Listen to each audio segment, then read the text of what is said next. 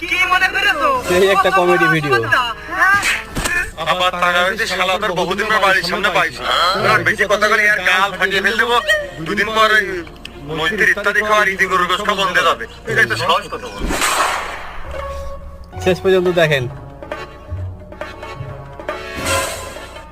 বসিয়ার কি এ বসিয়ার তুই আর ভালো হইস রে দিদি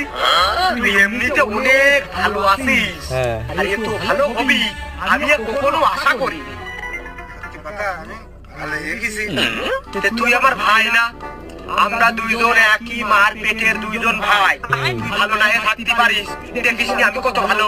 না আব্বাই সে কথা কইলো যে তুই আর আমি হইলো মার বেটার ভাই তা আমি কি আর ভালো কাজ করেছি কোনদিনই